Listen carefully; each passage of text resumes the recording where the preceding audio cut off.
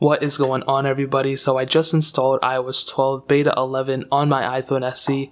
We're going to take a quick look at it. Now, before I continue, I'm going to say I'm going to mess up these numbers a lot. I keep getting beta 10, beta 11, and beta 12 mixed up, even though beta 12 hasn't even been released.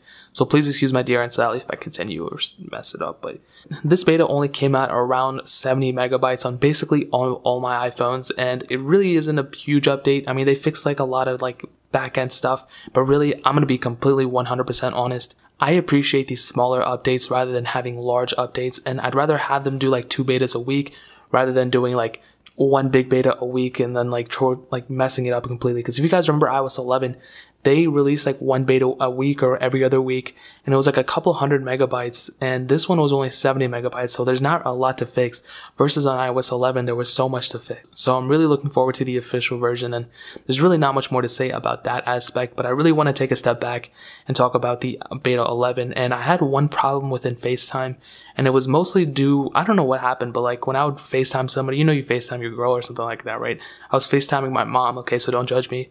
And for some reason, the X button, so you can cancel FaceTime. You know, sometimes FaceTimes don't connect, so then you have to like reconnect or something.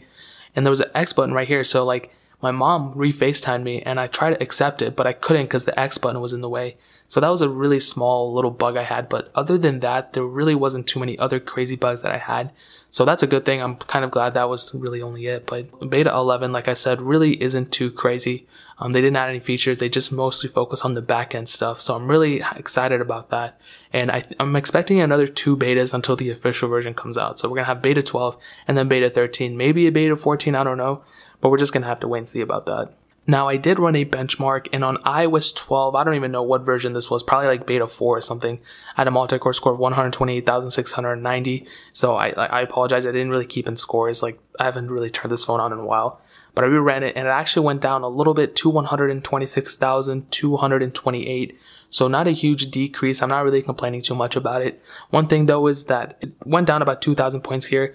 On my iPhone 6s, that score went down like 20,000 points. So I'm not really too sure what happened there. You're not going to notice a big difference anyway. They're really just trying to, like I always say, I'd rather give up performance to gain back stability.